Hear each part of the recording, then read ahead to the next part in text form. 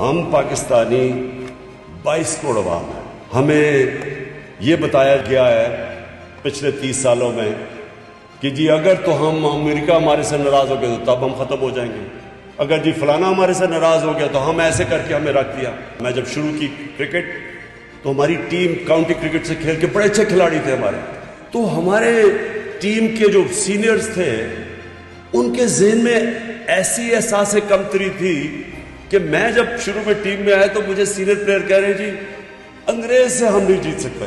उसका नतीजा ये होता था कि हम जीते हुए मैच हार जाते थे, क्योंकि पहले से ही हारे हुए होते थे मैच से पहले कि हम तो जो इनसे जीत नहीं सकते। हम जब जीतना शुरू किया तो हमारी टीम इतनी अच्छी नहीं थी, अच्छे अच्छे हमारे खिलाड़ी निकल गए थे जब तक मैं कैप्टन बना।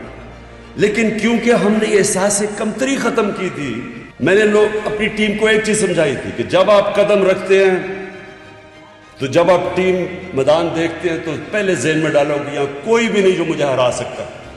जब तक आपका ये ज़हन नहीं होता आप जीत नहीं सकते। उसी तरह कौम होती है, अगर कौम के अंदर आप डाल दें जिस तरह ये इन्होंने 10 साल अपने मुल्क के ऊपर ही बमबारी करवाई, अपने लोग मरवाए और डरे बात करते हुए कि जी वो नाराज ना हो जाए अमेरिका। देखें अमेरिका के लोगों को पता है कि जब कोई अपने मुल्क के मफादात के लिए खड़ा होता है वो उसकी इज्जत करते हैं, जब वो उनके पैरों में गिर जाता है उसको इस्तेमाल करते हैं। हम 80 की दिहाई में हमने अमेरिका के साथ मिलके अफगान जहाद लड़ी, जैसे ही वो जहाद खत्म हुई 8-9 साल के बाद रूस सोवियत यूनियन हार गई, हमारे ऊपर सैंक्शंस लगा दी उन्होंने। जब 9/11 के बाद उनको हमारी जरूरत पड़ी, जॉर्ज बुश ने कहा कि मैं कभी पाकिस्तान, उसने हमें कहा कि अब इस बारी हम पाकिस्तान को अबैंडन नहीं करेंगे।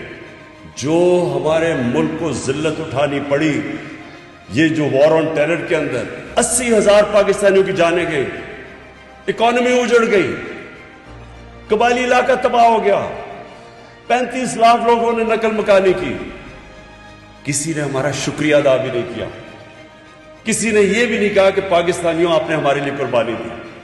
उनकी गलती नहीं है, हमारी गलती है।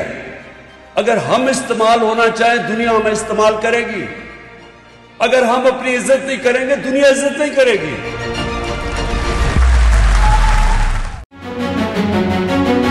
नौजवानों, सबसे बड़ी जंजीर होती है जो इंसान को ऊपर परवाज नहीं करने देती, वो है खौफ की जंजीर। अल्लाह कुरान में कहता है जो लोग ईमान ले आए मैं उनके खौफ दूर कर देता हूँ। कोई भी इंसान बड़ा इंसान नहीं बन सकता जब तक वो अपने खौफ के ऊपर काबू नहीं पाता। कोई जनरल बड़ा जनरल नहीं बन सकता जब तक वो मौत का डर खत्म नहीं करता। कोई बिजनेसमैन बड़ा बिजनेसमैन नहीं बन सकता जब तक उसको नुकसान से खौफ खत्म ना हो। एक बैट्समैन अच्छा बैट्समैन नहीं बन सकता जब तक वो तेज बॉलर से अपना खौफ नहीं दूर करता। बॉलर बड़ा बॉलर नहीं बन सकता जिसको जब मार पड़ती है तो वो जब डर जाता है। मेरे पाकिस्तानियों, वो कौम बड़ी कौम नहीं बन सकती जब तक वो अपनी खौफ की जंजीरें नहीं तोड़ती। तो मैं जब आपको बुलाऊंगा इस्लामाबाद, अपनी खौफ की जंजीरें तोड़ के आना मेरे साथ।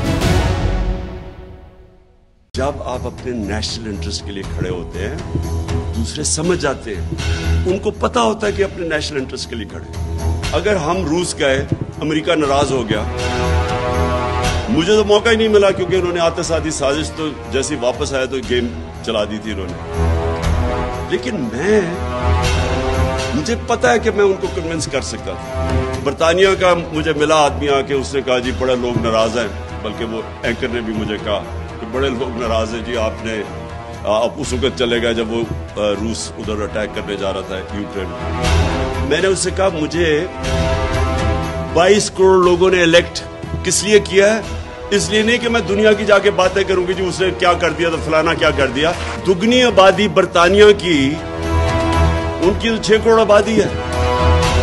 हमारे 12 करोड़ लोग वो हैं कि जो अगर ये प्राइस शॉक पड़ेगा तो गुर्बत की लकीर के नीचे चले जाएंगे। हमारे लोग 2 वक्त की रोटी नहीं खा सकते, तो मेरी तो वो प्रायोरिटी है। और मैंने तो हर वर्ल्ड स्टेज पे ये कह रहा था, मैंने कहा आप कश्मीर के अंदर कोई हमारी मदद करने आते हो, जो हिंदुस्तान सारे इंटरनेशनल कानून की वायलेशंस कर रहा है। 1 लाख कश्मीरी 30 सालों में 35 सालों में शहीद हो चुका है। कभी आपने उनकी कभी सोचा? तो आप कह रहे हैं हम तुम्हारी जंग में आके आपकी साइड पे खड़े हो जाए। और वो समझते हैं, ये डेमोक्रेटिक सोसाइटीज इस चीज को समझती हैं। अपने नेशनल इंटरेस्ट के लिए खड़े हो, और सेकेंडली जब हम अपने पैर पे खड़ी हो जाती है फिर वो सब कुछ कर सकती है। 22 करोड़ लोग हैं। जब एक कौम ये फैसला करे, और जी देखें इमरान खान ने वो देखें क्या कह दिया, वो रूस चला गया जी, अमेरिका नाराज हो गया। अच्छा जी उसने नरेंद्र मोदी को कह दिया कि वो हिटलर से इंस्पायर्ड है, देखें इंडिया को नाराज कर दिया। वो कश्मीरियों के लिए खड़ा हो गया, देखें जी वो क्या कर दिया। ये क्या कहते फिर रहे हैं, वो जी हमें आइसोलेट कर दिया। इनका मतलब ये है कि आइसोलेट ना कैसे होता है, उनके जूते पॉलिश करने शुरू कर दो, उनके पैरों में गिर जाओ। इनका मतलब ये है कि लोग इसको अच्छी फॉरेन पॉलिसी कहते हैं। ये फॉरेन पॉलिसी तो आप 50 साल से कर रहे हैं, तो अब तक तो पाकिस्तान को सुपर पावर बन जाना चाहिए था लोगों के जूते पॉलिश करके। कभी सुना है किसी कौम ने जाके अपने किसी और की जंग में 80,000 अपने लोग कुर्बान कर दिए? कोई दुनिया में इसकी मिसाल है? ये उनके 3,000 से कम लोग मरते हैं, आपके 80,000 लोग मर जाते हैं, और कोई शुक्रिया तक नहीं करता, बल्कि हमें जिम्मेदार ठहरा देता है जो अफगानिस्तान में उनका फेलियर हुआ। और मैं जब ये कहता हूं कि पाकिस्तान ने तो तुम्हारे लिए कुर्बानियां दी हैं, और मुझे आगे से कह रहे जी ये ना कहो अमेरिकी नाराज हो जाएंगे। मैं सिर्फ आपको ये चीजें इसलिए बता रहा हूं कि अगर इस तरह की हम अपने आप को जलील करके समझते हैं कि पाकिस्तान कोई पैर पे खड़ा हो जाएगा, गलत फहमी में ना रहे। हमने एमल कांसी को पकड़ा दिया, उसके वकील ने जाके वहां अदालत में कहा जी पाकिस्तानी अपनी वालदा भी बेच दे पैसे के पीछे, डॉलरों के पीछे। तो हमारी वजह से हमने जिल्लत कमाई, हमने अपने आप को जलील किया। उसको दूसरे को, एक रमजी यूसुफ, उसको पकड़ा दिया। रेमंड डेविस ने दिन दिहाड़े आके 2 पाकिस्तानियों को कत्ल कर दिया, वो चुप करके उसको वापस भेज दिया। फिर 400 ड्रोन अटैक कर दिए। कभी हुआ ही नहीं कि दुनिया की तारीख में कि आप उनकी जंग लड़े हैं, वो आपके ऊपर ही ड्रोन अटैक कर रहे हैं। इसकी कोई मिसाल नहीं है। इससे अगर हमने ये जूते पॉलिश किए इतनी शेमलेसली, अपने आप को जलील करके, क्या उससे कोई फायदा हुआ पाकिस्तान को? आज गिरे हुए पैरों में। इस तरह कभी कौम नहीं बनती, कभी आज तक दुनिया की तारीख में कौम नहीं बनी।